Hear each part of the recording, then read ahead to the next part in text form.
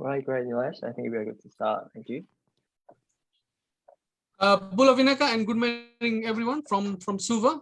My name is Nilesh Gounder and I'm a senior lecturer in economics at USP. On behalf of School of Accounting, Finance and Economics at USP and Development Policy Center at ANU, a very warm welcome to everyone. Today is day 3 of the Pacific Update.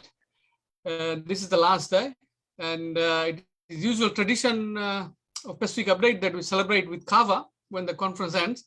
Unfortunately, we'll have to postpone it to next year, hopefully.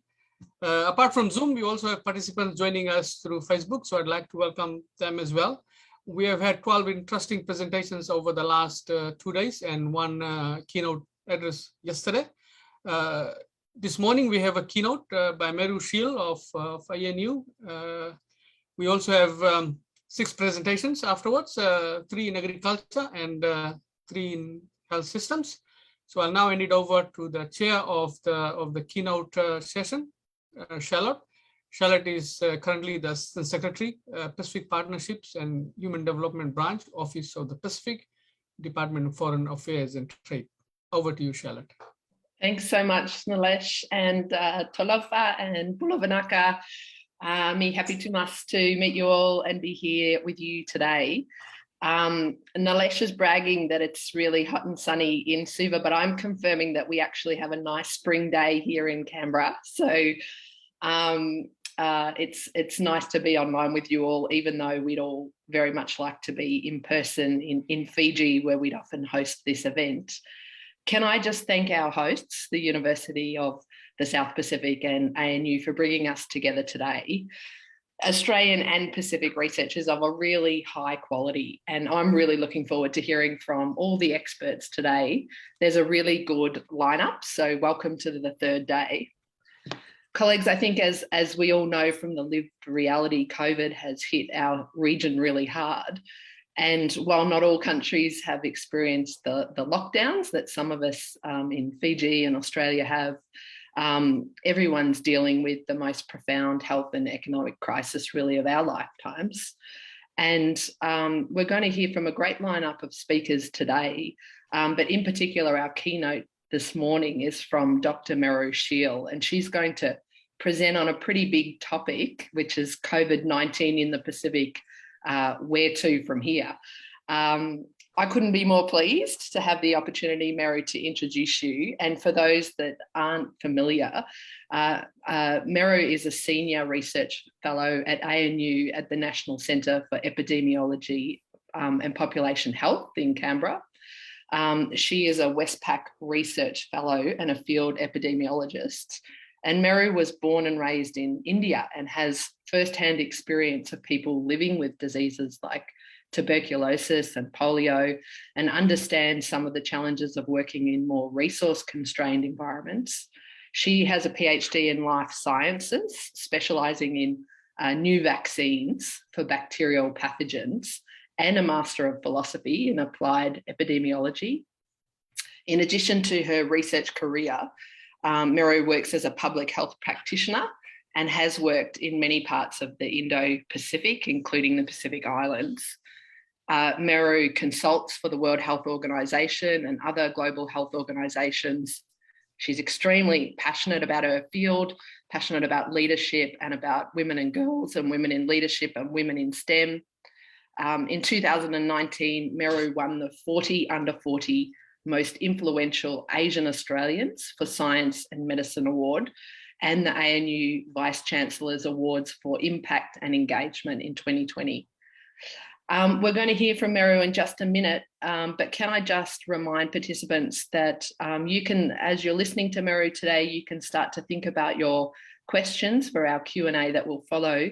You can use the chat section and just wave your hand in the reactions function, and then I'll be able to read out your question, and Ari will be able to let you off mute as well. Without further ado, Meru, over to you. Thank you, Charlotte, for that kind introduction. It's always awkward to listen about yourself. Thank you to the organisers for inviting me to present today. I'm going to try and share my screen and hope that when we tested earlier, everything will go smoothly. And I'm going to wait to be guided by you, Charlotte, if you can see my screen. We can see. Okay, great. We can see it, yes. Try and go on slideshow mode. Okay, great. Thank you.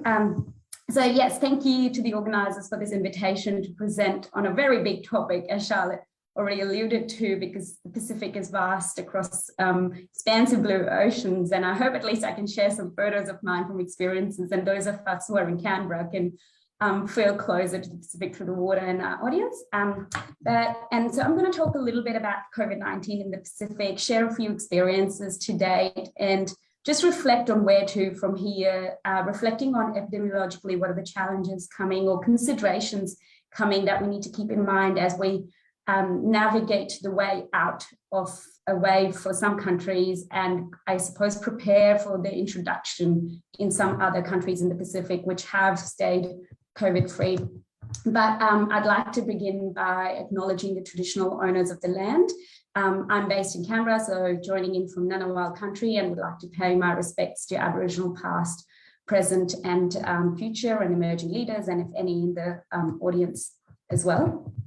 And so, but I'd also like to acknowledge our Pacific colleagues and acknowledge the blue waters of the Pacific, where I've gained a lot of experience and have loved working over it. This is a picture from a plane flying from Samoa to American Samoa a couple of years ago, and that's Tutuila in the at the bottom of the ocean. So what I'm going to do in this topic, I guess, start with a bit of the epidemiology, talk a little bit about the vaccines, and throughout the presentation, reflect a little bit on what have probably been some of the challenges or considerations that we do for risk assessment. And as I said, finish off by thinking about what the next 6 to 18 months will look like, or things that we might need to keep in mind. And also noting the diversity and the variation of Pacific itself. I think there's, I'll reflect a little bit about that. As is usual, Charlotte's mentioned some of my affiliations and declarations. I routinely deploy for emergency response with the Global Outbreak Alert Response and Network in partnership with the WHO. I also work with an organisation called CSIRO, which is an international NGO with the Johns Hopkins University. I'm a member of the Australian Regional Immunisation Alliance, which brings together these partner organisations that you can see on the right-hand side. ANU is a member through me, and it's we also receive funding from DFAT, Indo-Pacific Centre for Health Security, which brings together immunisation experts from Australia and the region to build and strengthen immunisation systems in the region. So a lot of collective knowledge in addition to my ANU role. But as an epidemiologist, I have to begin by a disease map, and this is a global map, and it's always nice to start with looking at numbers globally every time you talk about COVID-19. And this is the most recent situation update from WHO, and you can see even in the last 7 days we're still recording a lot of disease, a lot of cases per 100,000 population across the world, and the dark red parts are where we're seeing a lot more cases, and the fainter yellow is where we're seeing probably less number of cases. So you can see Australia, where we are, has emerged into some of the darker, but we still have relatively low incidence. Of course, there's some of the Pacific Island countries which have had more greater incidence, i.e. number of cases per 100,000 population. And this is a map from the SPC website. We've been curating excellent data, which I've used a lot for this presentation. And you can see again, even in the Pacific, we are seeing a lot of cases. The size of the bubble will tell you how many cases have been reported. And the red relates with if they've reported new cases in the past 14 days. And then the greens are where there's been no new cases. So it's still a significant proportion of the Pacific Island countries haven't recorded any COVID-19 to date, which is really fantastic. And we'll discuss a little bit. And so I might start with what is really how COVID-19 response was structured. And I got involved in, I guess, COVID-19 very early on. This is on the right is a picture of me in Tonga in January last year, in January 2020. And I was deployed there to respond to the measles outbreak. And I'd only been there for 24 hours when I was pivoted into supporting a COVID-19 response setup. And a week later, we received global guidance that these will be the 8 pillars of responding to COVID-19. And this was based on generic pandemic preparedness. And a lot of you have probably become now familiar with all of these different words and pillars, but really how we organize a public health response is based on these 8 broad pillars. And I just want to reflect on one of them is the points of entry, which we originally called about screening at entry points, which is what has probably been done before for things like Ebola and flu. But what that we've really gone and seen is that border control and quarantine has emerged as a pillar. And so you could put that around there, which we never thought would work. Epidemiologically, we didn't think border control would work as an intervention, and it really has worked, especially for island countries. It's really worked to our advantage.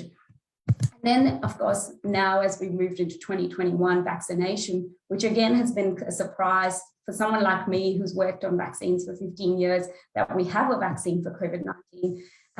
And it's a pretty big miracle, but now we have to ensure that it reaches, the access is improved for the vaccine to all populations across the world, but also that we can engage our public enough to want to take the vaccine, because that itself is a challenge on its own. And so when I look back at what we were thinking last year, and what were the key factors that we based or conducted a risk assessment for Pacific Island countries or Pacific in general. And these are the things that we kind of were looking at or consider in terms of the impact and how easily a country can respond. And you kind of think about the risk of importation. So that was based on travel. And at the time it was based on travel and connectivity to China. Of course, now it's travel around the world because that is where it is. The risk of transmission. And some of that comes into the fact that how the density of certain cities, the size of households, what type of professions dominate, etc. And then some of that relates to health systems' capacity to respond. And we know in much of the Pacific, testing is probably one of the biggest challenges. It hasn't been that easy to test for pathogens. They had a lot of the Pacific Island countries had recently experienced the measles outbreak, and that really taught us that testing was a big challenge. And so a lot of effort was put in the Pacific to at least expand the testing capacity in certain settings. Countries like Fiji have been able to do a significant amount of testing per day for several gene experts messaging, more recently rapid antigen tests, but also PCR tests. Other countries like Samoa and Tonga have received gene expert machines. And these are investments that have been made in the heart of the pandemic, but what we really want to see is them evolving into testing capacity for other pathogens in the future, because that's really one of the key elements of responding to COVID-19 is around being able to detect. Of course, how do we isolate and quarantine? What are the hospital systems like? If we were to start seeing severe cases, then would you have enough beds to isolate cases? What would home isolation look like? And what would in-hospital isolation look like? How many ventilators you might have? And one of the biggest things, I think, is workforce that we've all seen around the world. We've seen it in Australia. Your workforce can get really stretched, and preparing for surge is really important. And more recently around vaccine rollout, how do you have enough vaccinators in the country? How do you have other supporting people around vaccinators who can collect data, register your patient? How do you manage vaccinated people, etc.? So there were lots of considerations that come together in a matrix to do a risk assessment. And just briefly, again, and if we go back and then look at what the trends in Pacific have been, and this is the most latest epidemic curve from the WHO Fiji Division of Pacific Support dashboard. And you can see that most of the Pacific, as we know, has done relatively well with COVID-19 and largely due to very strict border control and quarantine measures. Fiji, of course, is experiencing their big second wave, and we're all delighted to see the curve bent and going down. They've also done a really good job at the vaccine rollout, and we'll look at some of the numbers later as well, and some of the other settings where they have had greater number of cases like French Polynesia and Guam, and largely probably because they haven't been able to close their borders as easily. And so it just kind of shows, and we can reflect on the fact that border control has worked in this current context of the pandemic, even though previously under the international health regulations, border control is not a recommended strategy because it can lead to disruption, but it has worked in this context. And then also looking at PNG as part of the Pacific this is an epidemic curve, and what you can see in PNG is that they've also had a few surges. So this is in August last year, this is in earlier this year where we had a lot of the cases, and then more recently following the reports of the Delta variant being detected in the country, they're now starting to see cases. Sadly, they've reported a death in a healthcare worker this week. So it's here. Delta COVID is still a reality. But on the right-hand side is a graph that is again from PNG situational update. And I just wanted to again reflect on the testing aspect. And we talk a lot about the detection capacity. You can see here that the number of tests done in PNG is quite small for a large country, 870 tests for the previous week, and these are based on different tests in different provinces, but overall 170 samples. So it's probably not enough number of samples being collected. We have rough estimates around what is the ideal number of tests, and of course we can't really say this is a number of tests, you need to test more, we keep hearing, but we approximately, from some of the global standards, we'd say 10 tests per 10,000 people will give you an ability to test and detect enough. So we'd be looking at 1,000 plus. But I was deployed to Papua New Guinea last year when they were started noticing COVID earlier on in the middle of last year. And we started experiencing some of these challenges around testing and surge capacity. So on the left is a training for PNG Defence Force around surge capacity and doing case investigation and teaching them how to swab. But on the right, the graph you see is a study conducted by a few colleagues of mine in the Papua New Guinea field epidemiology training program, looking at what were the barriers and enablers that healthcare workers were experiencing in not being able to collect enough samples and swabs, as you saw in the previous figure. And you can see how here they've reflected on very few staff were trained upfront about how to swab for COVID-19. And we were hearing this a lot on the ground. People were busy, so the workforce was already stretched.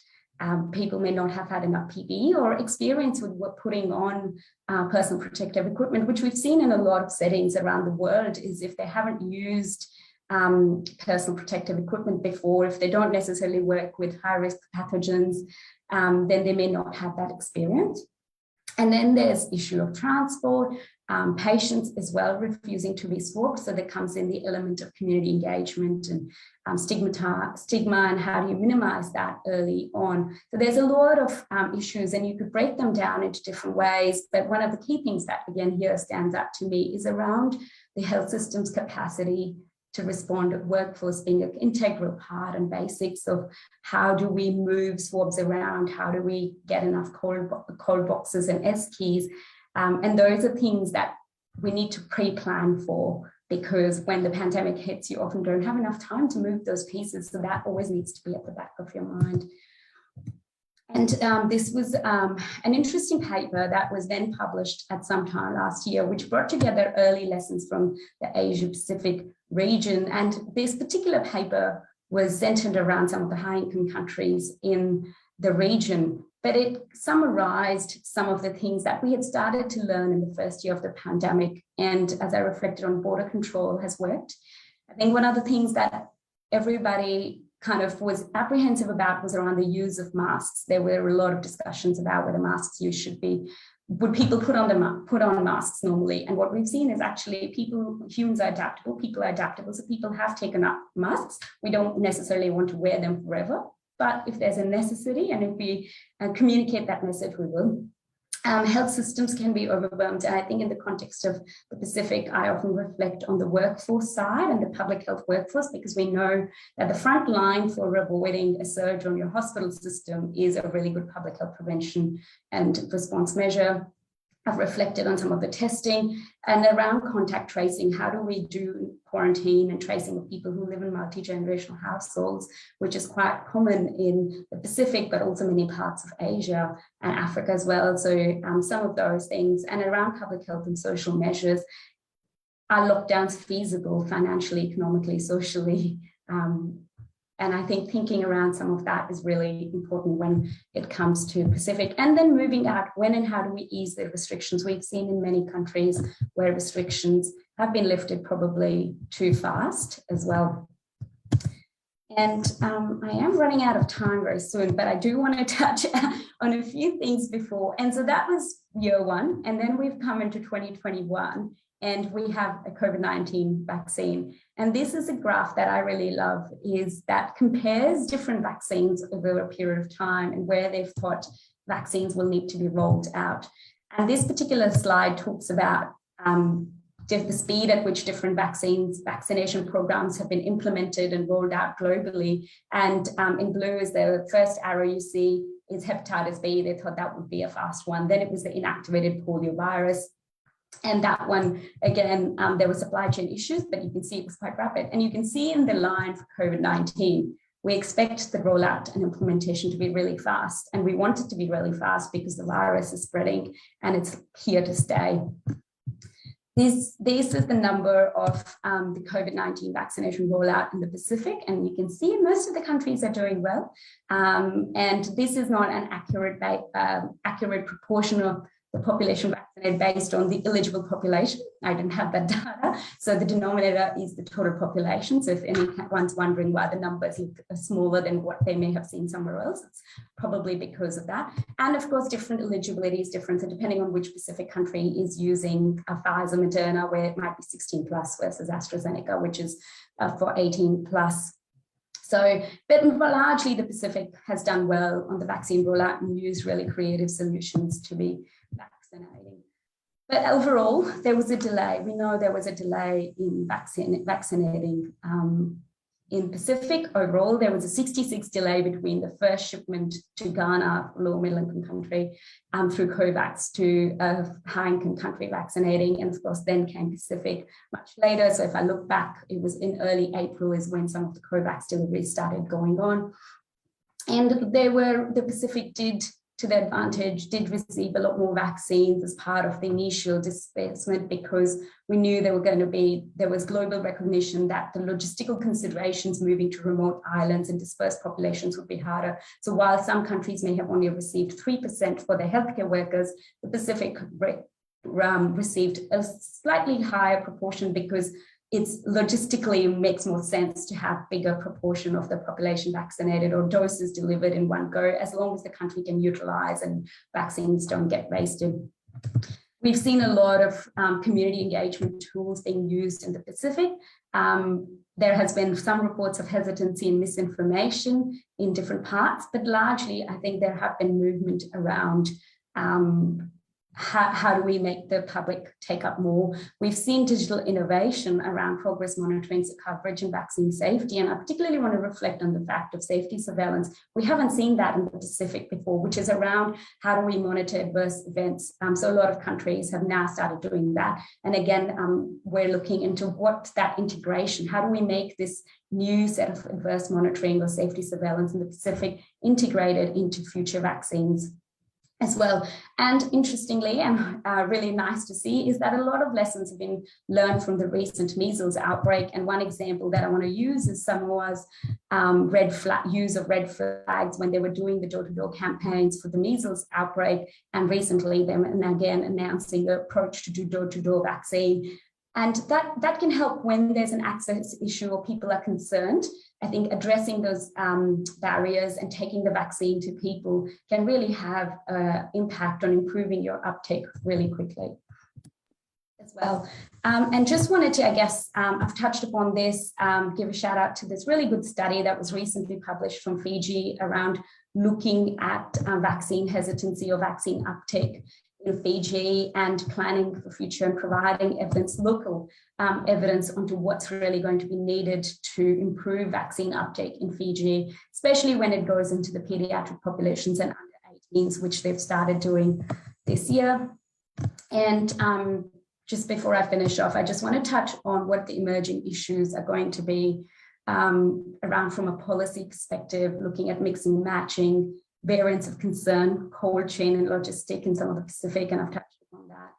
safety of new vaccines and ongoing vaccines, pediatric vaccines, and breakthrough disease. What we thought wasn't going to be that big an issue. We know with Delta variant, it's still a very small proportion, but it's still an issue that we'll have to consider. And what that will then mean for boosters, and what early evidence is suggesting is the third dose of booster, whatever we may call it, will likely be for immunocompromised, frail, elderly people, because vast majority of cases in highly vaccinated populations are the ones who are unvaccinated.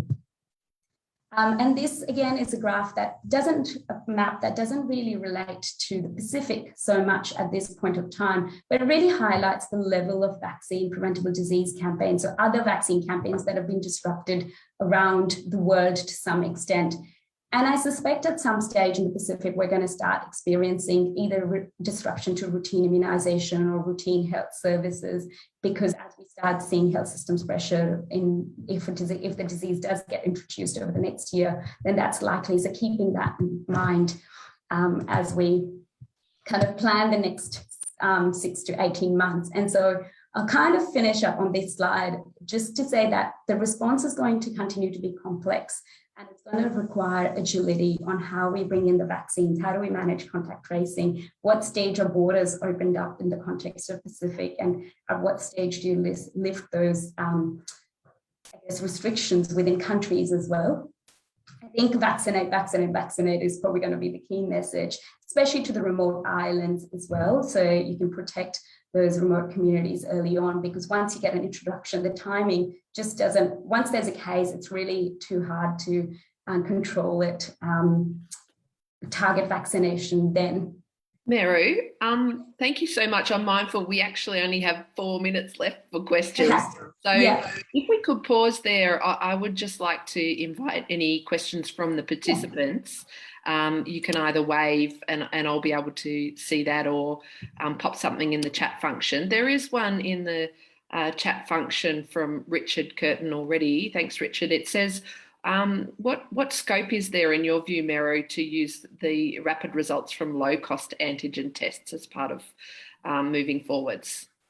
Yeah, that's a really great question. I think it has a huge role. We've seen it getting used in settings like French Polynesia, I believe at the end of last year, and Fiji more recently as well. So I think low-cost rapid antigen tests have a role. I think you need to still have PCR testing available, because we know the rapid antigen tests are not perfect, because they pick up about, when we say they're 80% sensitive, so they'll pick up about 80% of your true cases. So you still need a mechanism of identifying the other 20%, but they're being used in many parts of the world like Europe.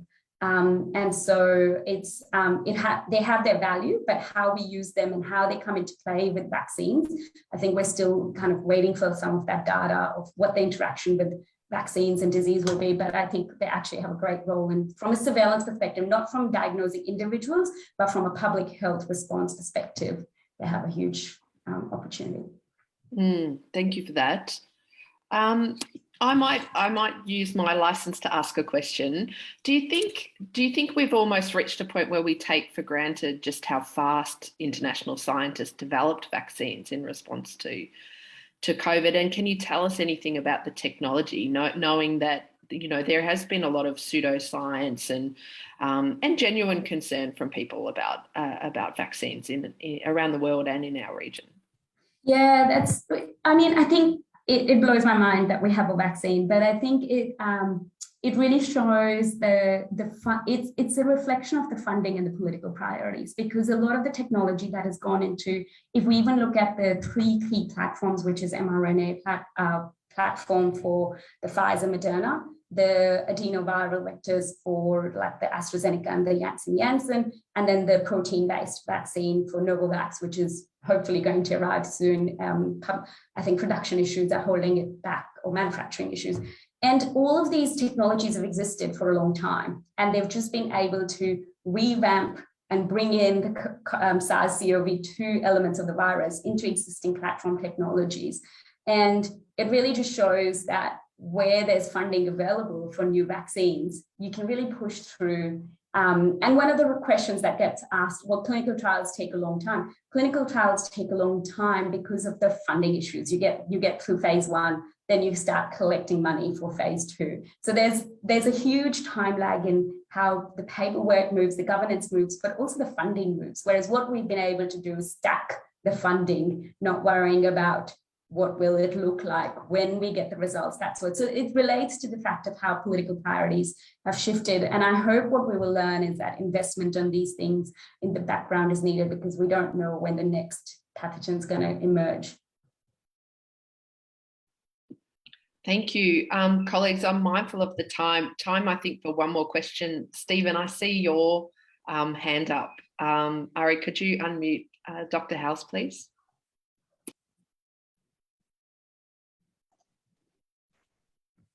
All right, thanks, Charlotte. Thanks, Meru, for that great presentation. I just wanted to ask you specifically about Papua New Guinea. Could you talk more about PNG, given that its vaccination rate's only 1%, and the Delta variant seems to be there, quite significantly now? You mentioned the death of the doctor, and I think a lot of people are very worried about Papua New Guinea and how it'll ever get out of it if the vaccination rate's only 1% after so many months.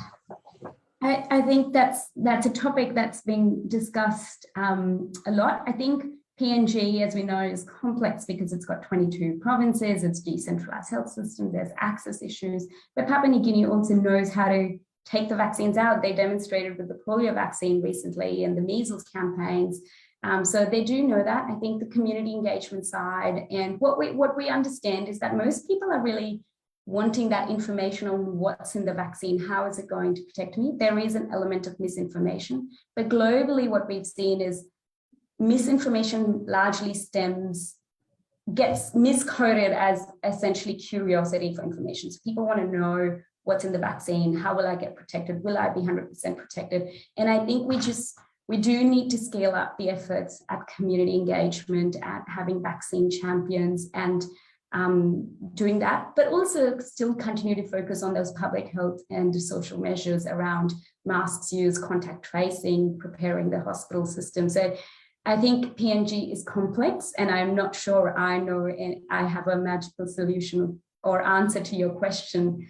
But I think the fact is that, yes, the vaccine rollout has been challenging, it's been slow, the uptake has been slow, and it's largely stemming from people's hesitancy around information that they're seeking, and some of the misinformations, I think. And I think also innovation.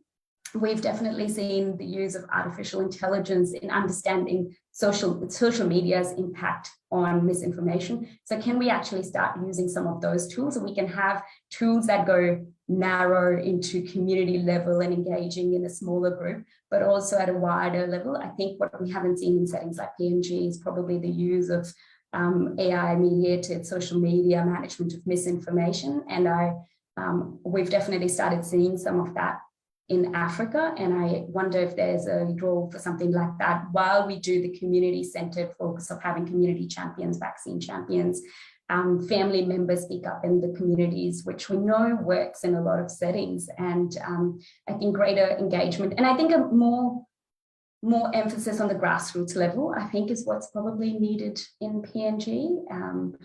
How do we scale up vaccine champions really quickly is really hard, right? And that's where the pandemic planning comes in. I mean, we're seeing that challenge in the Australian context, is we probably haven't done enough to have enough vaccine champions in all settings. And I hope that we'll see greater inclusion of that social sciences and behavioral sciences and pandemic planning in the future moving forward. Meru, I think this is the time to wrap, but also just to say, thank you to you for a great presentation, and just acknowledge all our wonderful scientists and health practitioners that have kept many of us safe through these last 2 years of what is a tremendous challenge. So thank you to you today. Nilesh, I'll pass back to you. Thanks, everyone. Virtual claps. Thank you, Meru, for your interesting presentation. We have seen a number of case studies based on specific countries, but this is really interesting because it gives a comparative analysis of Pacific Island countries, and this is so refreshing. Thank you for that, Meru, and thank you, Charlotte, for chairing this session and keeping us very close to the time limit. Thank you, Meru and Charlotte, once again. We'll move straight into the next session, which is on agriculture, and we have three great presentations lined up. I'll hand the chair over to another Charlotte. This time is Charlotte Bedford, who is a research fellow with the Development Policy Center at ANU. Over to you, Charlotte. Thanks, Nilesh. Well, kia ora, bulavanaka, everyone. Welcome and thanks very much for joining this morning's session on agriculture. As Nilesh says, I'm at the Development Policy Centre working as a research fellow, mainly in Pacific labour mobility. And I'm based here in the beautiful South Island of New Zealand. And this morning we've got panellists from around the region. We've got people in Australia, in Samoa and in Vanuatu. So we've got three presentations today. Our first is by Federico Davila from University of Technology, Sydney, and Olivia Dunn at the University of Melbourne. And they're talking on agri-food systems, knowledge and skills exchange through circular migration. Then our next presentation by Nandakumar Desai from USP's Apia campus on impacts of COVID-19 on production and trade in high-value niche crops and products in Fiji. And then our final presenters are Alice Silas and Jill Deshem from Vanuatu Skills Partnership, and they're presenting on local coalitions for economic recovery and food security in Vanuatu. So just very quickly before we get out of the way, just some reminders. The session is being recorded and live streamed via the Development Policy Centre's Facebook page. And we've got three presentations. The presenters have 15 minutes each, and that's followed by 5 minutes of Q&A. And you can ask your questions or make comments using the chat function or the raise hand function.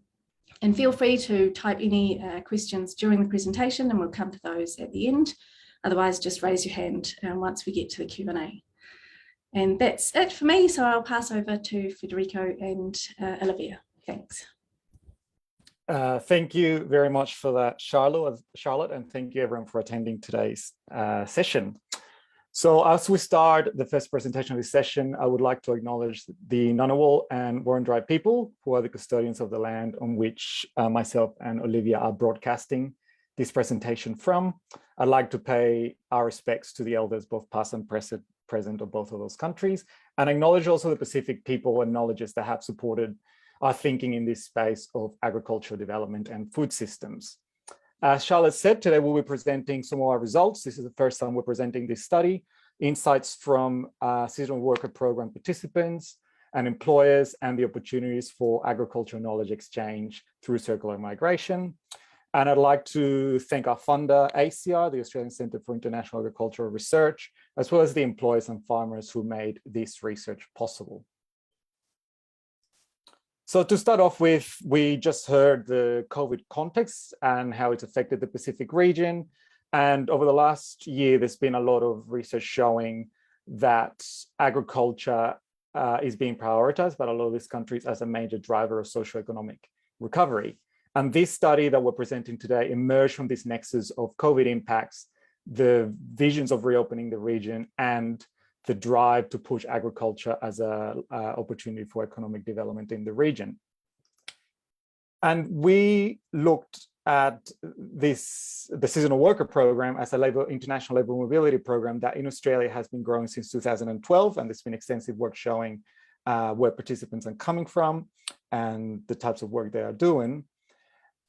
And 60% of the seasonal worker program participants work in Australia at least twice, with 70 to 80% spending a second season in Australia. So it's been well documented that they do come and go between the Pacific and Australia.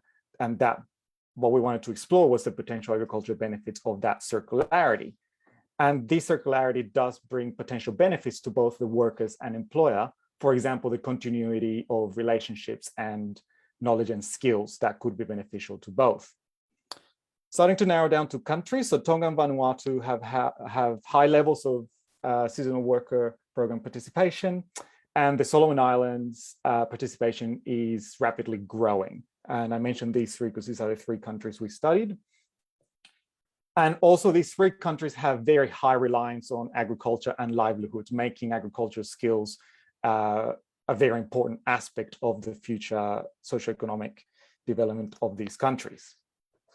So what did we aim to do? We aim to identify the barriers to and enablers of agriculture skills and knowledge exchange between Pacific Island workers and Australian farmers who are participants in the seasonal worker program. The policy relevance for this study stems from the very active space that is international labour mobility through the Pacific labour schemes and the seasonal worker program, and through the recent discussions and debates around the As in Agriculture visa and the slight merging of these programs under the PALM program. It's quite important for us to understand, is this opportunities to continue to use the AWP as an opportunity to support development in the region beyond economic benefits. What did we do? So essentially, we took a very strong partnership approach to this research. This research was carried out in the first 6 months of this year. And we really wanted to spend time with the seasonal workers and the employers. Obviously, we couldn't travel, so we worked in partnership with the Pacific Island Farmer Organizations Network in 3 Pacific countries and their associated networks that are connected with Pacific, farming communities.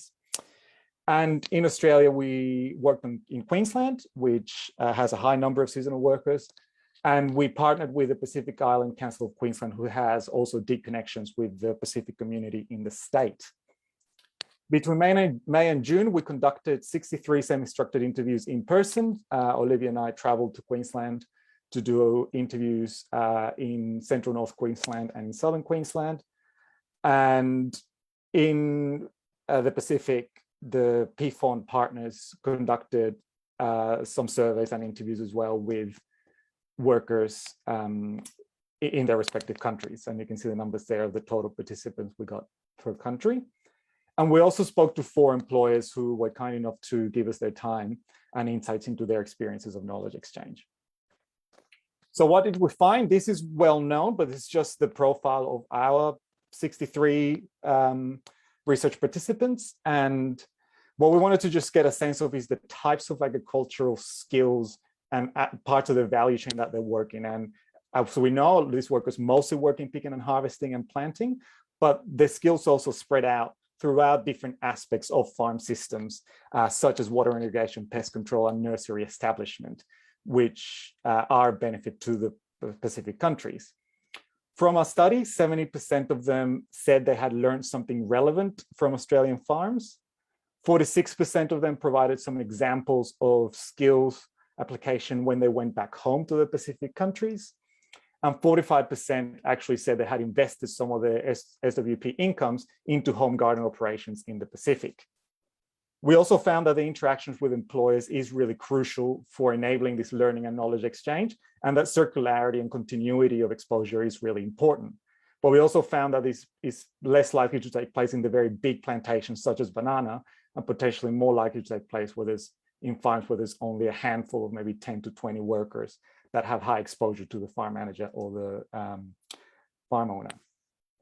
And also we found that processing and marketing is of very high interest to the workers, but they have very little exposure to it, creating an opportunity to look at how that can be embedded into the program. So just some examples of what some of the workers and employers said around different agricultural skills. So in terms of desuckering and pruning, some basic horticultural activities that farmers do. These Solomon Island workers said that back home, they do not thin the baby. So it's essentially the language they use to manage the plant. And they said that at home, they just let it grow. They have some ideas on how to do this, but after cutting the babies, they can see how the plant grows better. So they explain how they can see changes in production through this practice. In terms of the interactions, we heard from a Tongan worker that said that the supervisors show them how to do irrigation. They're learning how to do some piping, and they hope to be able to do this when they go back home. And following up on irrigation, an employer basically reflected that 6 of the employer's workers were watching the employer do some work in terms of his irrigation and his pumps, and he said the workers were very proactive in learning how to manage his pump and irrigation systems. So with that, Olivia, I'll hand over to you to talk about the barriers and opportunities. Thank you. Thanks, Federico. So we also asked workers what are some of the barriers to them acquiring agricultural skills and knowledge while they're working in Australia. First and foremost, a lot of them spoke about they only get a chance usually to work on one crop during their time in Australia, and this is particularly relevant for workers attending multiple seasons of the program. There's a tendency for them to be restricted to certain roles on the farm in Australia, and this leads to a lack of exposure and learning across all aspects of the agri-food value chain. So most of them work in the production side, but are very interested in also working in processing and marketing aspects of farming in Australia. And then there are things like administrative barriers, which require them, if, for example, they want to learn how to drive a tractor or a forklift, they need to first obtain a license, and they're not so familiar with how to go about doing that. Because this research involved seasonal workers that were also experienced smallholder farmers in their Pacific Island countries, we were also interested in learning about whether they are actually sharing any of their farming knowledge with their Australian farmers or farm managers. And amongst our workers, we had 95% of them who are actually smallholder farmers in Pacific Island countries. Only 25% mentioned that they had shared any of their own farming knowledge with Australian farmers and farm managers. We found that the seasonal workers tended to dismiss their own agricultural knowledge or feel that it was inferior in the context of Australian farming. And we had one example of some Solomon Island workers who actually suggested to their farmer in Queensland that farmer grow ginger, and they trialled a small plot. And that farmer then found that the ginger was very productive and profitable, and so expanded and had the workers expand that ginger crop to a much larger scale. So there's opportunities for two-way flows of knowledge that are quite limited. We also found that seasonal workers from different Pacific Island countries weren't really exchanging agricultural knowledge while they were in Australia about their Pacific Island farming context. That's an area of research that needs further investigation. We also asked the employers we interviewed about their perspectives on barriers to knowledge exchange, and they identified that working and farming context in Australia often means that the scale of commercial farm production and technology involved is too different between Australia and the Pacific Islands. But they also identified that there is an absence of support and interventions to enable knowledge to be translated across the different farming contexts. So this is a really important point, because the employers did think that knowledge and skills were transferable across the different farming contexts. There's just nobody in a role to sort of help that translation process. So one employer, for example, gave an example about a pumping system and explained that a farmer will just say to its workers, "There's the pump, please go turn it on." The farmer doesn't have time to explain how to set up a pumping system and how that technology might be translatable across different country contexts. So despite all these barriers, we also, the workers told us about a number of agricultural skills and knowledge that they're keen to learn through their participation in the seasonal worker program. First and foremost, a chance to be exposed to different crops and different parts of the farming system while in Australia. And then they had very specific skills and farm practices that they could tell us they wanted to learn. And these range from learning about soil preparation and management, water management, use and application of synthetic chemicals and plant hormones, grafting techniques, harvesting techniques, greenhouse production, nursery production, and farm machinery operation. For example, some workers from Vanuatu who were working in a tomato farm, I think it was in South Australia, were very much interested in learning more about hydroponic growing of vegetables. We also asked our participants for their suggestions on interventions that might help facilitate better agricultural skills and knowledge exchange through the seasonal worker program. And amongst the participants, 7 training suggestions were identified, and these ranged across the stages of the seasonal worker program, from recruitment phase right through to return phase of the program. I won't read these out, but these will be in our report, which we hope to be will be released next month. In addition, our participants identified 4 infrastructure support interventions that might facilitate knowledge exchange. And these included ideas like establishing farms in the Pacific Islands as training venues or places where workers could return when they go back to their Pacific Island countries, establishing grant and loan schemes to allow for business development initiatives in the realm of agriculture that could also involve Australian employers and Pacific workers that are returned, and an awards process to showcase agricultural innovations of returned seasonal workers. So some of the contributions of this study is that we've learned that seasonal workers are learning about agricultural skills in Australia, but their learning is very incidental. It's not facilitated by any sort of formal process, but through their incidental learning and observations, they are actually able to successfully and creatively transfer their skills observed in Australia to their own farms in the Pacific Islands. However, they do request more support with these processes. And finally, just on the worker front, they have agricultural ambitions in their home countries. Thanks, back to you, Fed. Thanks for that, Olivia. So starting to then start wrapping up the presentation in the final 2 slides, the further contributions to the study relate to how the SWP changes could potentially create more opportunities for formal and incidental agricultural learning. It is clearly happening. The question is, how can it be either formalized or be institutionalized a bit more so the farmers are able to take it back home, but also when they come to Australia, how can the employees recognize some of these learnings? And we more broadly, circular migration does offer agriculture and development benefits beyond the well-documented economic benefits from international labor mobility. Our report has 2 major recommendations. One focuses on enabling agriculture-oriented research and training within the SWP, but also more broader international labor mobility. We only focus on the SWP, but there are opportunities also to look at the PLS and any future labor mobility programs. A question remains of how training can be coordinated while 2 institutions are still responsible for different specific labor mobility programs. It's a very fertile ground for research opportunities in interdisciplinary agri-food systems research that look at the nexus of international labor mobility and agricultural development. And there's also huge opportunities to look at training and research in broader value chain skills, for example, food safety, meat works, and other agriculture sectors that are part of the PLS. And final recommendation relates to the seasonal worker program as an openly recognized pathway for COVID-19 socioeconomic recovery.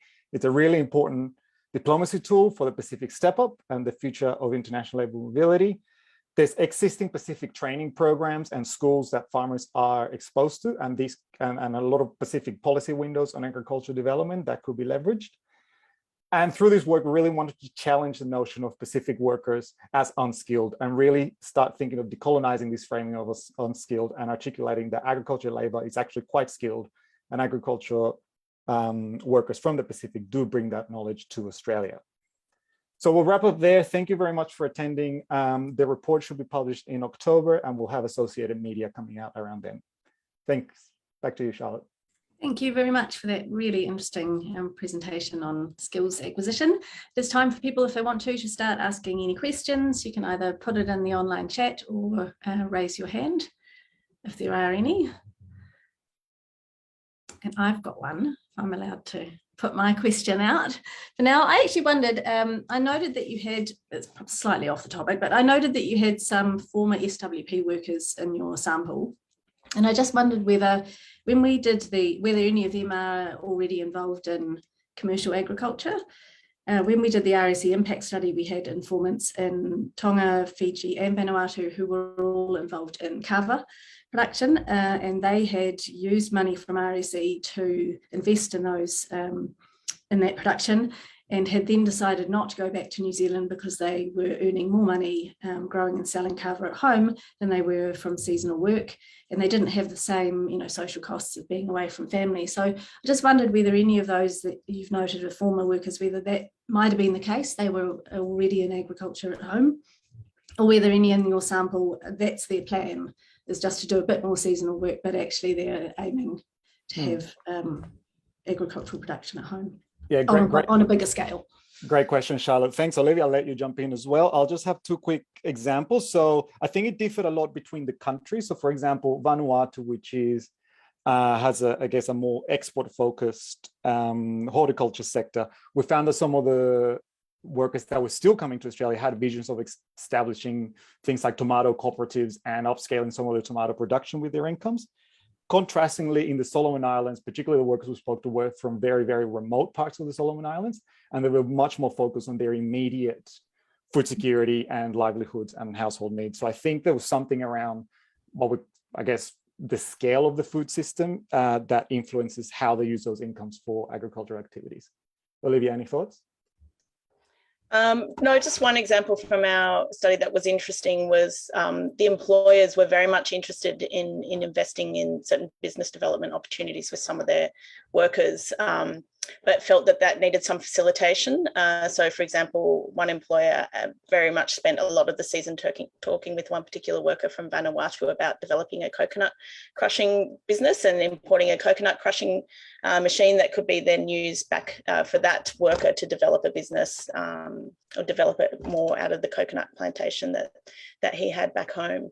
But things like that aren't eventuating at the moment for a range of reasons. And I think that cover example is really interesting from New Zealand. I'd like to talk to you more about that offline. Thanks. I think it's the same here as well. With RSE, there are one or two employers who have developed, business ventures, Tana Coffee, for instance. But it's been much harder to get that off the ground, as I say, for various reasons. Even though they want to make that investment, it can be tricky to get it underway. So there are a couple of comments that have come through in the chat, so we'll just quickly go to those. A comment from, let's just lift up my screen, firstly from Anna Gilbert to say, great presentation, so many opportunities for better linkages with other bilateral and regional skills initiatives in the Pacific. And then from Marissa Mitchell, thanks for the presentation. Did you see any difference in perspectives of enablers and barriers amongst different ages and gender among workers and employers? And then the final one, did you get the feeling about level of schooling differed in each country? We just had a study where boys articulated there was no point in boys going to school as they would only be doing labour migration because they didn't have a schooling requirement. That's come from Anne-Marie Nobilis. So I'll give you those two first. Thanks for that. I might start with Anne-Marie. So Olivia, maybe you can also then, you do enablers and barriers.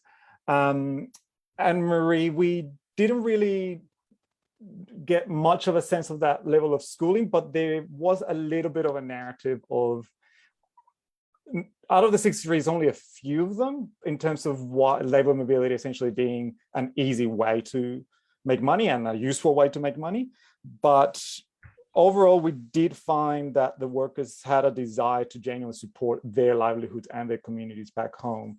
And not all of them necessarily wanted to stay in rural areas, but they definitely articulated the importance of rural livelihoods and rural community. So schooling is definitely an area that I think requires more thinking, but also that goes back to that notion of framing labor as unskilled, and whether there's something we can do to actually shift that narrative towards an agricultural knowledge-based narrative that could be potentially transformative. Olivia, any thoughts on the barriers and gender? Just quickly, because I'm aware of time, just to say that this was a small pilot study, so we weren't able to drill really in depth based on gender or age. But one thing that did stand out was a lot of the female respondents were mainly in the packing shed, and they had a strong desire to actually be assigned roles in farm fields in Australia as well. So they were able to learn less about growing and more about packing. Thanks, Charlotte. I'll head back to you. Great, thank you. And we will now move on. Thanks very much again to both for that presentation. And it's now time for Nandakumar Desai's presentation.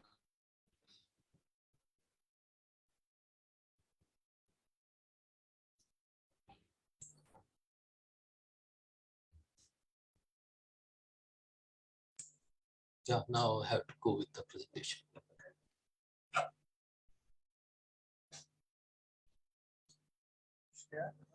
More.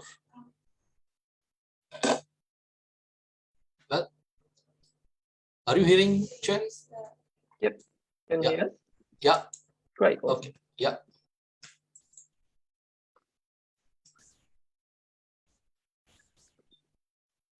Hi to everyone, Chair, and I'm Dr. Nandakumar Desai, working in Agriculture Food Technology Division, Samoa campus. And my main presentation topic is on impact of COVID on production, trade direction of high value niche crop products in small island countries. And particularly it is referring to the Fiji situation. And to analyze this, we need to consider, or we took the shelter under the comparative advantage domains of Fiji. And we have identified some of the indicators And among the indicators, we wanted to highlight on foreign exchange earnings, because this is how we could differentiate the effect of COVID in terms of without COVID and also with COVID. So the foreign exchange earnings sector mainly realizes a greater share from tourism, that is service sector. And if we look to the performance, it has been raised from 34% to 40% in 2020. On the other hand, primary sector, particularly agriculture. So agriculture has lost its share from 38% to 11.85% in 2019. So this clearly indicates that there has been a disinvestment in terms of primary sector is concerned, and now it has been totally reversed under COVID scenario. Now we'll take to the another indicator, status of tourism, particularly under COVID scenario. Service sector has been totally affected. On the other hand, primary sector has been continued to enjoy export of niche crops, and mainly niche crops comprise ginger, papaya, kava, and these crops, they are enjoying comfortable position in production, and they have been mainly exported to the country destinations like Australia, New Zealand, USA. Other countries comprise of Germany, Japan, Hawaii, and other Pacific countries. So when we look this particular scenario, then there is, it has been forced to attract the attention of policymakers because of disinvestment in the primary sector.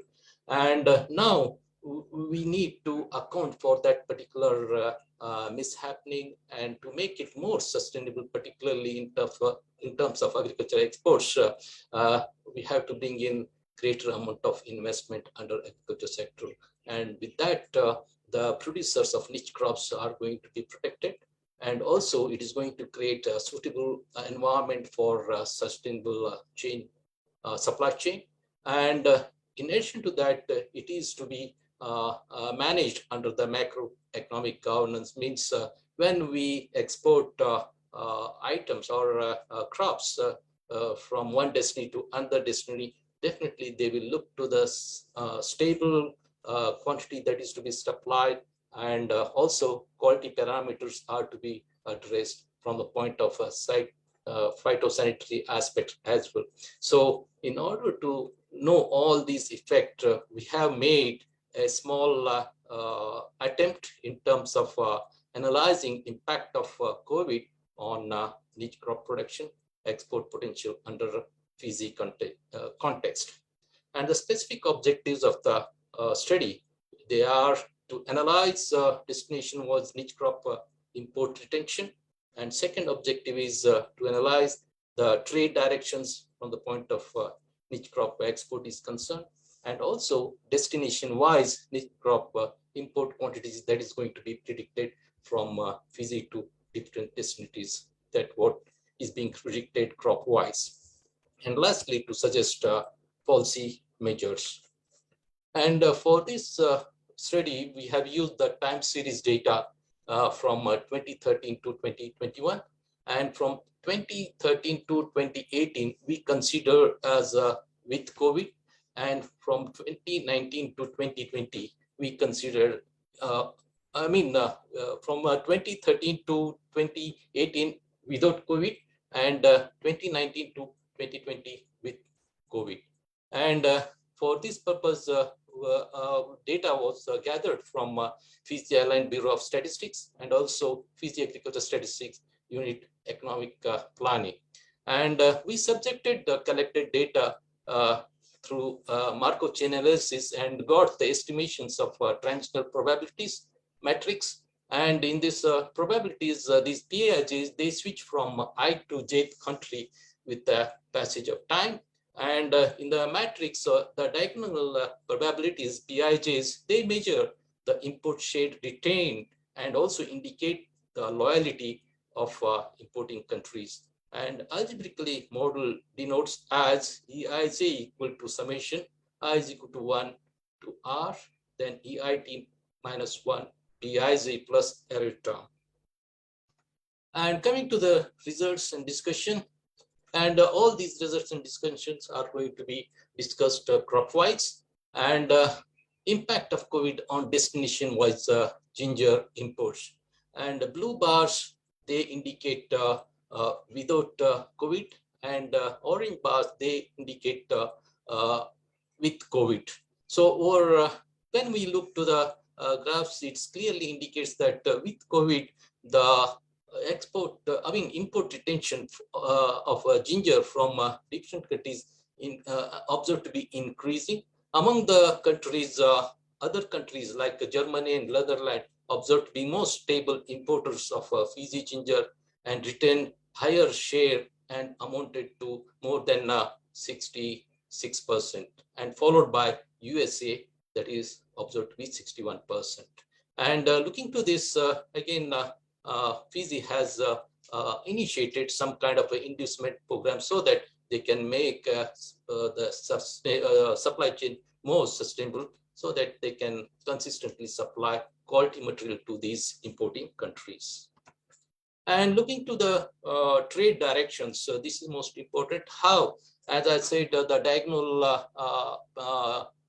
probabilities, they indicate the loyalty of import retention. And before that is without COVID, United States retained higher or showed higher loyalty, greater amount of loyalty in terms of Fiji importation is concerned. But when this with COVID scenario, the total retained loyalty has been changed from United States to other countries like Germany and Netherlands. So particularly these other countries, they mainly gained from New Zealand to the extent of 37.86, and America also gained, because America is observed to be second place with COVID scenario, and it also gained from 60.71% from New Zealand and other countries. Finally, with all these trade directions, other countries emerged to be most loyal country as compared to other Australia and New Zealand, followed by this America is at second place. And for this importation, mainly Fiji adapted American Spice Trade Association stipulations, and that has attracted it has created a good impression on the importer's mind, and that's how consistently they are importing the Fiji ginger over a period of time. And looking to the predictions, as I said, the America is turned to be most stable country, which is going to import Fiji ginger after or with the COVID period till 2024. It is observed to be more stable. And on the other hand, the other countries also indicated the sharp increase that the predicted with a sharp increase in the importation, but after 2022, it is going to decline. Hence, America observed to be more stable importing country that is being predicted. Whereas the decline in the importation of Australia and New Zealand mainly observed because there is a competing source. Mainly, they are getting the fresh ginger from China, so that they are looking to the cheaper source. Hence, Fiji need to address this particular aspect from the point of supply chain is concerned. And coming to the papaya, next important niche crop, and retention of import retention observed to be particularly with COVID. Australia again retained higher quantum of import quantities as compared to other countries.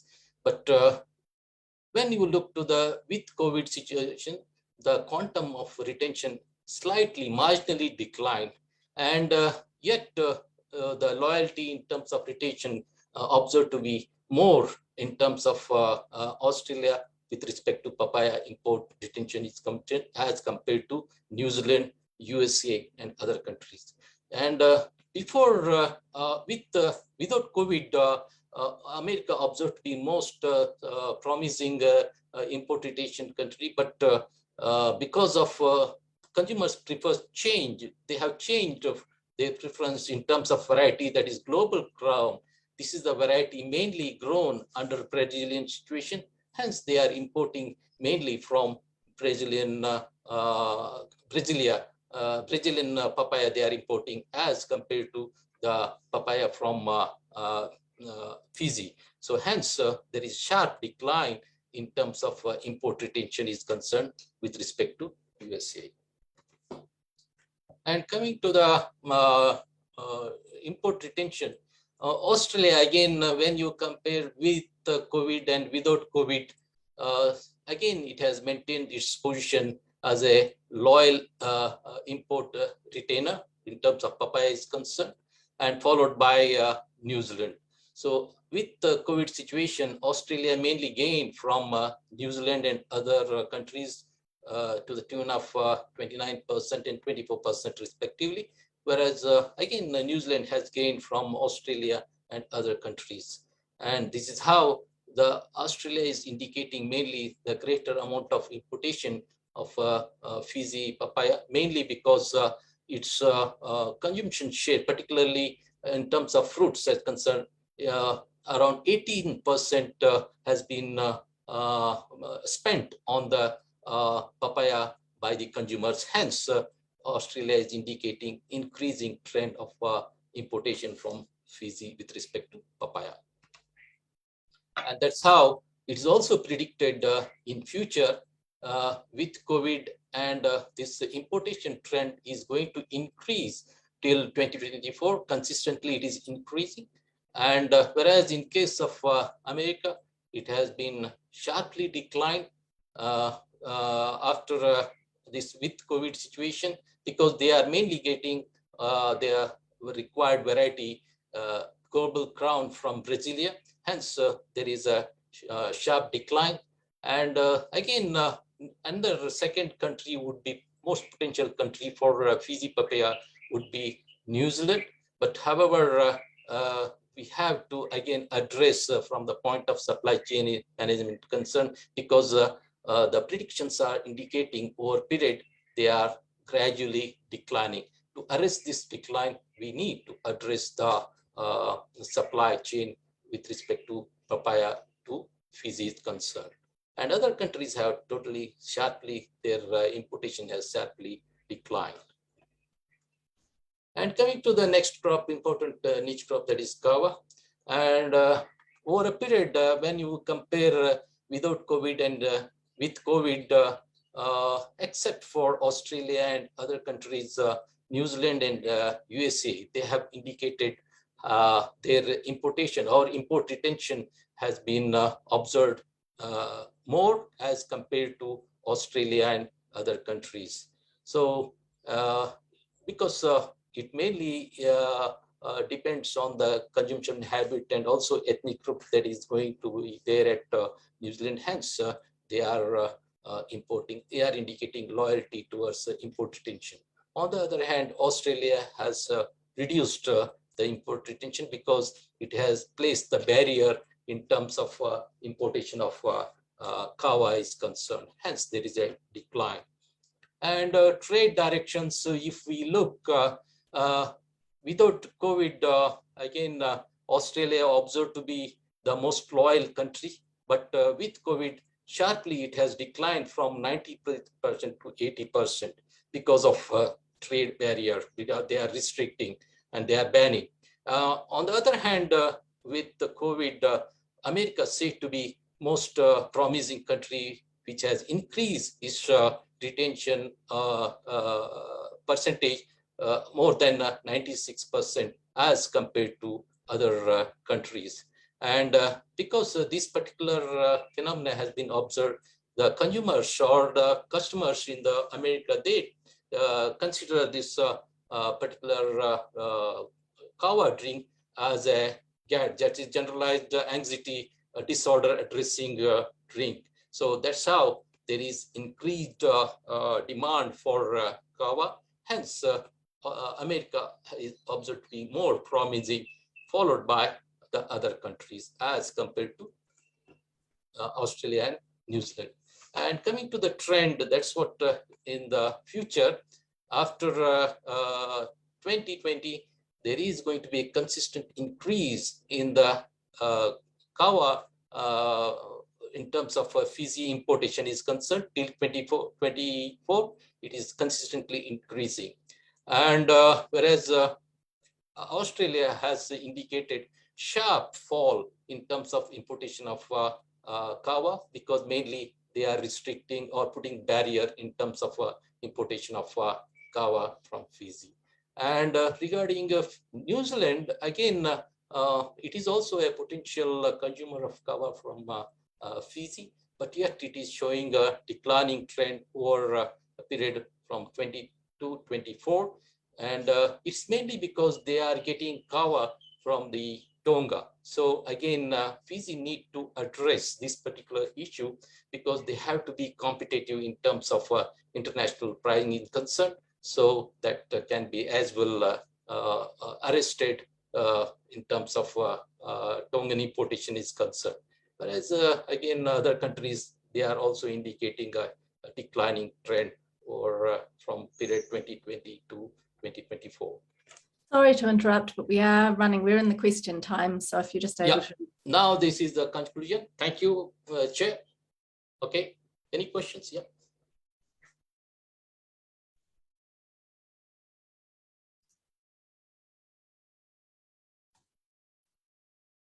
Have we got any questions?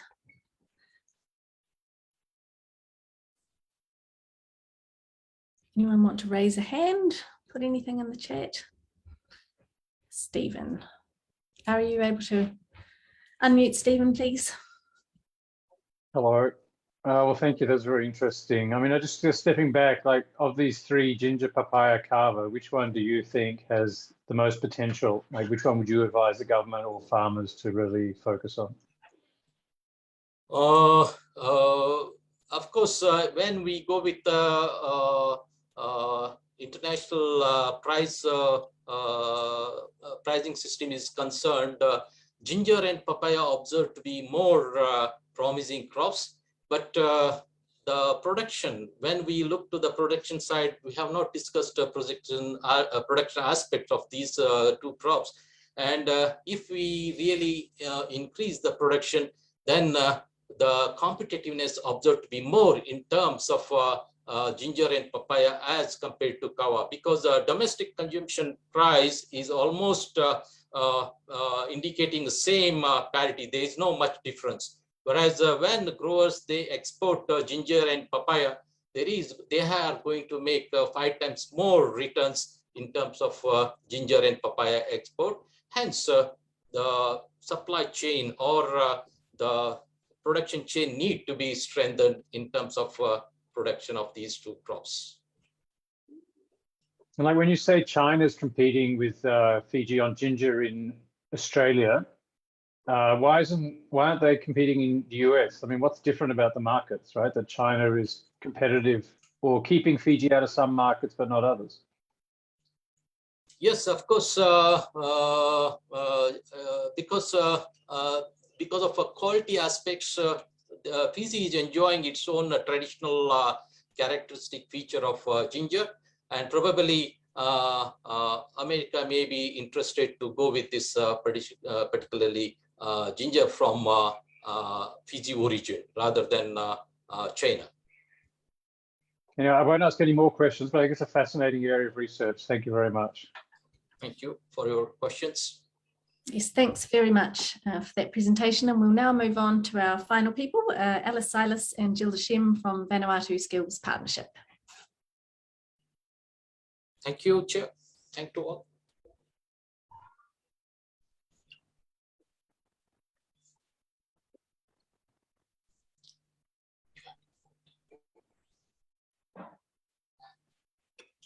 Hello, everyone. My name is Alice Silas, a senior manager of the Vanuatu Skills Partnership in Vanuatu. Along with my colleague here at Gilda Shem, we will be doing a joint presentation. She's one of our managers in the Malamba Province Skills Center, as well in Vanuatu. So firstly, On our behalf, I would like to respectfully acknowledge the traditional custodians of the land and also pay our respect to the all Aboriginal and Torres Strait Islander people and their elders, past, present, and emerging. I also would like to acknowledge the Pacific leaders who participated in this forum. And also, I would like to also acknowledge our nation building leaders back in my home country here in Vanuatu, the government of Vanuatu, Department of Agriculture, Department of Livestock Fisheries, the Ministry of Education and Training, and as well as other key departments or stakeholders in the Department of Women's Affairs and the Ministry of Justice, as well as the Australian High Commission in Vanuatu. Childa and I are both very excited to participate for the first time in this regional forum. And we would like to share our experiences from Vanuatu through the building of local coalitions for economic recovery and food security in the agriculture sector. To begin with, Vanuatu Skills Partnership is a locally led initiative that purposely aims to achieve improved prosperity and governance through the factor of a national skills reform system in Vanuatu. Way back since 2005, the partnership has been working across rural and remote communities of Vanuatu to access skills and markets that lead to economic and social prosperity for New Vanuatu. And that's with a specific focus on the participation of people disadvantaged by geography where accessibility is challenging by gender and disability.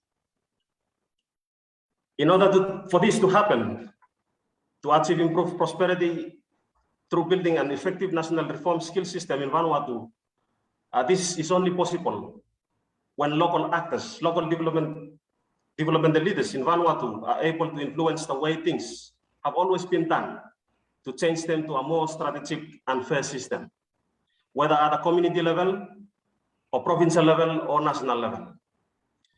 From these locally led coalitions, we work in these four interrelated spheres of change. Our focus was around strengthening efficient coordination of quality skills training delivery across different sectors. We also focus on building local coalitions and strengthening existing leadership and governance structures with resource allocation put into the national and provincial priorities. We also ensure that there is effective participation of persons with disabilities and family empowerment approaches for inclusive skills training, including reaching the remote communities of Vanuatu. And also, our focus, working with our partners, is also to facilitate business development, trade connections, and access to local market, creative industry producers, farmers, business hubs, tourism businesses, and our training providers to continue to sustain the operations. Again, everything we do is also in line with the government's development agenda and policies, which contributes to the overall Vanuatu's National Sustainable Development Plan of 2030. Just to take us back again, before Vanuatu Skills Partnership was established, like I've mentioned earlier, there was no decentralized skill system in Vanuatu. But now, after 16 years, 4 provincial skill centers are now embedded into the Ministry of Education and Training structure as its decentralized service delivery arm under the Skills Division. These skill centers, supported by the Vanuatu Skills Partnership, functions as brokers between the demand, the economic growth opportunities, and the supply, the targeted skills development to maximize the potential of these opportunities for inclusive prosperity. In collaboration with the Vanuatu government sector partners, we are currently working across 6 targeted sector development priority work streams. The first one, as up on the screen, is it includes agribusiness sector, specifically on sustainable food security that Childa and I will be talking more about, and crop commodity protections. We also focus on creative industry, focusing on craft and textiles, including agribusiness product development to meet local and international key niche markets. We also focus on building construction and waste recovery and reconstruction initiative after the CSIRO impact since 2020. Under the government's new tourism strategy due to COVID-19 pandemic, a specific focus was also directed towards domestic tourism and safe business operations. Under the skills division, our coordinated efforts were also directed towards training provider improvement partnerships for flexible and inclusive skills training deliveries, responding to the growing industry in the rural communities of Vanuatu. Recently, in 2020, the partnership jointly coordinates the implementation of a health workstream, which focuses on COVID-19 health and sanitation recovery, including nutritious food supply for sick patients in a hospital in the Northern Province. A fundamental driver to influence this change to happen depends a lot on these three main pillars, as we experience in Vanuatu. First, it depends entirely on motivated individuals or leaders who see themselves as agents for change within the productive sector. And in this case, it is the agriculture sector. We work to support individually motivated farmers who then form coalitions of cooperatives, farmers cooperatives and associations. And we work with the Department of Agriculture, Livestock and Fisheries, the government staff. We also bring other key players into the equation, such as the transport service providers, and also we engage skills and training providers as well. Now, with these common shared beliefs and interests, these leaders, despite the different areas of work, come together to collectively form these coalitions of local actors who can now work together and test new ways of doing things. Once this new set of ideas and ways of working comes to a stage where the society in Vanuatu, especially at the community, national and provincial level, they actually come to understand it and see the benefits and accept it, then change can be possible despite the challenges we've just recently faced. This then builds a sense of a shared trust, values, and ideas to enable cooperation to make positive change for our people in Vanuatu. And again, thank you again for listening. I'll now hand over to my colleague Childa to show 3 practical examples of these collective actions in the agriculture sector in her province in Malamba. Thank you, Childa. Thank you. Thank you very much, Ellis, and welcome to you all from Malamba province. I'm very excited to be able to share with you how we building local resilience through 3 initiatives in the agribusiness sector. The first is Malekula seeds. Malekula is the main island in our province, and this is where we initially starting off work on this 3 initiatives. So hence the name. So Malekula seeds, back in 2020, after CSIRO, our province was badly hit by cyclone, and so we decided to respond in partnership with the Department of Agriculture. We supported 3 big nurseries for distribution of local or vegetable seeds to our communities. And in the process of developing that, we realized that there weren't seeds available to be able to help us to address this quickly. And so we had to order seeds from overseas. And in that process, it delayed our work. And we also realized we saw an opportunity to be able to work with local farmers to produce local resilient seeds. And 3 months later, we got our acts together in partnership with the Department of Agriculture.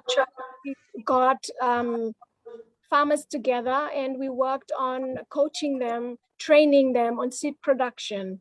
And I'm proud to say in June this year, after 6 months of working with them and training them, coaching them, we were able to launch Malekula seeds. And this is a first for our province. And this is actually led by 9 farmers, key farmers who have been working in this sector for a while. They've never actually thought of moving on to seed production. So with the skills training, coaching, they were able for the first time to produce organic resilient seeds that will help to improve food security. And so these seeds are now packaged and currently sold through Malamba's Creative Industries Market distribution hub, which is Malamba Handicraft Center. So that's the first example. The second initiative that we also worked on is Malekula pepper. Around the same time, our next province, Sanma province, was badly hit by CSIRO as well. And they were the main supplier of pepper products. And so Malekula decided maybe we should do something about this and develop our pepper industry. And so we went into, again, partnership with the Department of Agriculture. We worked with key farmers in this sector, building their skills in pepper, in this pepper industry, focusing on crop management and also processing pepper and marketing pepper. And I'm proud to say that by the end of 2020, we had, high quality pepper products, again, sold at the Malampa Handicraft Center. And not just sold in our province, but also to the other provinces and also in Port Vila, our capital. And so, this is how we're supporting this local coalitions, local farmers, skilling them, and not just skilling them, but also creating these coalitions where they set up their groupings, associations, where they're able to come up with their products that are locally led and locally produced, and bringing it to a hub that's able to provide a space for skills development, continuing to improve these products, and also market access, not just within, but outside of the province. And prior to COVID, we were also selling these products outside of Vanuatu. The last example or initiative that I'd like to talk about is the Malampa Handicraft Center. I've spoken about this center being the creative industries hub. It is a small creative industries market distribution hub. Initially, it was created to provide a space for handicraft products. And yes, it is still the hub for handicraft products.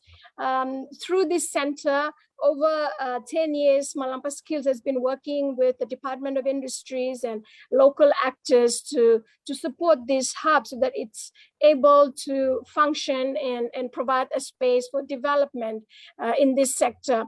Primarily building coalitions of producers in various parts of the island and the other two islands in Malampa province to be able to connect farmers, producers, entrepreneurs in this sector to produce high quality products that can be marketed outside of this province in Port Vila and as well as internationally. And so while I'm speaking to you now, I'm sitting in the production house of the Malampa Handicraft Center. And so I'd like to take you on a quick tour of the Malampa Handicraft Center, just to give you an idea of what the center looks like. So I'm quite happy to bring you into the center right now. The lighting is not so good, but as you can see, the products here, what's actually happening within the center. I'm quite happy to for you to say hello to Naomi. She's one of our founding mothers of this center, and Marianne as well. They've just brought in some products from the communities with the mothers who've just come in. And so this is an example of what we're doing on the ground here to support small farmers, entrepreneurs in the agriculture sector, as well as in the handicraft sector. So this hub, I'd like to also just take you outside so you can see the outside of the building. We're very much a small business hub here, but this is what it looks like. Building coalitions on the ground, not just focusing on the handicraft, but also now expanding to providing a space for agribusiness and producers, coalitions on the ground to be able to sell their produce at the center. So these are three initiatives that we're happy to share with you. We're still developing, we're still progressing, but we're getting somewhere. Developing and providing opportunities for people on the ground and also for the nation building of Vanuatu. Thank you, and back to you, Alice. Thank you, Tilda. I think that's the end of our presentation. Back to you, Charlotte. Thank you, Thomas. Thanks for that excellent presentation, and yeah, very positive initiative. So great to see inside the Handicraft Centre, and that was brilliant. Thanks very much. There have been a few comments that have come through during the presentation, and Richard Curtin actually had a question that I also wondered, which is whether Vanuatu Skills Partnership is linking up with returned seasonal workers. whether there's any work going on linking those. And I see that Anna Gilbert has said that yes, many of the provincial skills centres clients are return workers. Is that something, yeah, do you guys sort of have any comments on that? Yes. Thank you, Charlotte. Sorry. Okay, I'll just jump in here and then Alice can also. While I was also listening to the presentation by Federico, that came to my mind that there are opportunities to link up, and especially those who have been exposed and can have been exposed to opportunities and also see firsthand what's happening in Australia and New Zealand. We can also link them up to become coaches or, to share their experiences, to inspire and empower people on the ground. So yes, there is, there are opportunities to be developed. Thank you, Childa, from Childa's comment there. I think, yes, we see that as an opportunity for, continued collaboration to work with the seasonal workers coming back from Australia and New Zealand. And I think that's something that, the focus of the program that, as Childa's rightly mentioned, Federico presentation was, highlighting that. And I think that's something that, he mentioned something around value processing and marketing and packaging and all that. I think that's something that, we've been doing with the molecular seeds example at the Malamba Handicraft Center. And these are, areas that we would like to see more happening at our level locally here in Vanuatu. And yes, I think there's been discussion around with the Department of Labor and the Department of Local Authorities around, how to have this more coordinated in Vanuatu, especially through the provinces, to, through having prior skills deliveries or skills upskilling of these seasonal workers before going to Australia and New Zealand. And I think there's opportunities there to continue further explore. Yeah.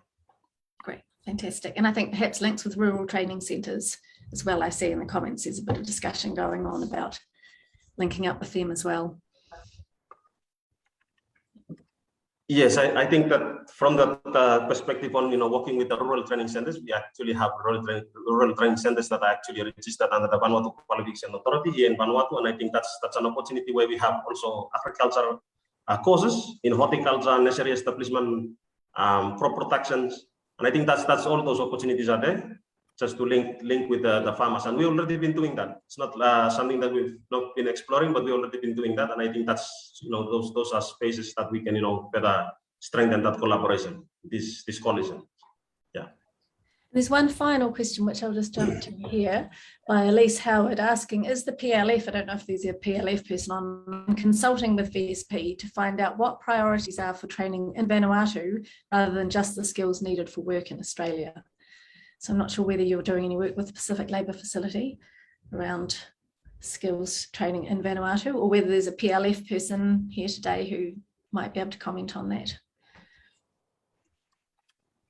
I think we haven't, I might be wrong, but yes, I think that's something that we're really interested in to, have that further discussion with the Pacific Labour program.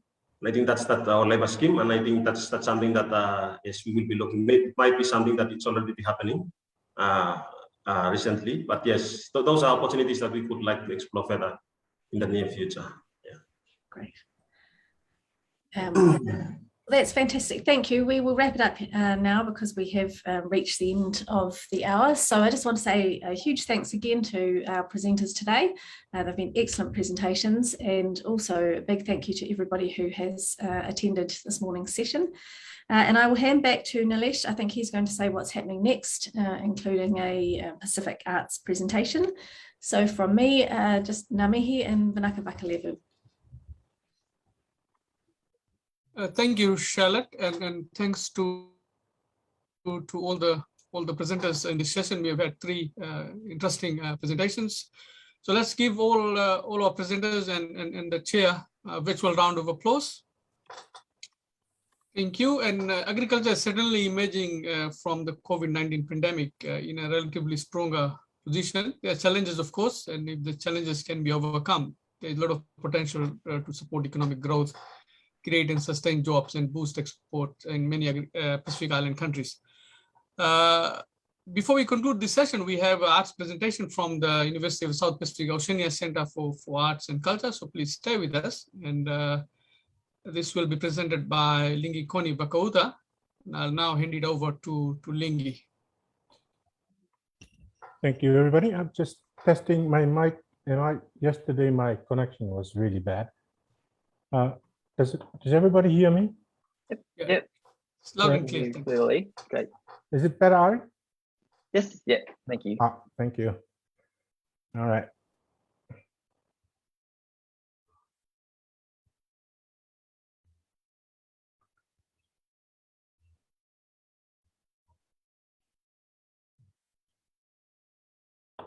All right. My topic for today, since yesterday my connection was bad, is artist representation is a bit different from the program, as they're looking at artists living in the islands versus specific artists in diaspora.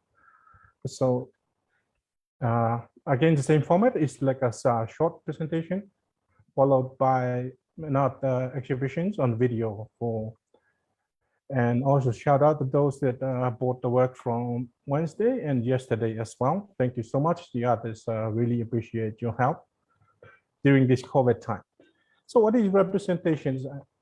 I will talk about representation. We all here to represent ourselves and the institution we come from. Without it, we will not be representation in terms of research. Without it, we will be invisible.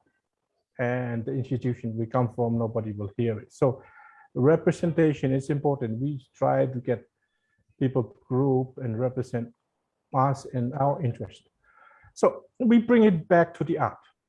How can we bring it back to the visual art world validates art through production and art discourse. So you can't just produce, you have to bring it together with discourse. So in the islands, contemporary art have been focused mainly on productions since colonialism, since independence, and now it's just mainly just like art exhibition is just to sell. I'm talking about contemporary art. There isn't much about discourse. So we have neglected that vital component, which added value to the contemporary arts in the islands. So what is that visual art discourse? It's include research, the system of ideas and theories that validate arts over time. So basically, it's kind of like what everybody here is doing their research, all the departments. But when it comes to small island countries, there is nothing like that. It's like the arts we see in our local universities. There is nothing. There is no research on art. There is no discourse. So the presentations that you guys are all doing from the science and like yesterday from the oceans, all research validates the kind of representation and the kind of recognition that you get. So, excuse me, art discourse informs the market. So when we do art, we're doing art, which in turn set the prices and investment towards the art. So it informs the art market of what is going on locally. It also informs the outside market of what's going on within our small islands. Unfortunately, most of the art discourses come from our neighbor Australia, and especially New Zealand, under the umbrella of contemporary Pacific art or Pacifica art. So this title sort of assume homogeneity, so it lumps us all together under contemporary Pacific art. But the consequences of that is they reap the benefit. So most artists that live in the island, Vanuatu, Solomons, Fiji, Tonga, are invisible to the art world. Right? They are basically invisible. So the representations and the financial benefits are reaped by those of our, I'm not saying it's bad. It's like those in our diaspora living outside in Australia, New Zealand. So there is like a few years back when I did my research, I asked artists that went on the Pacific Art Festival.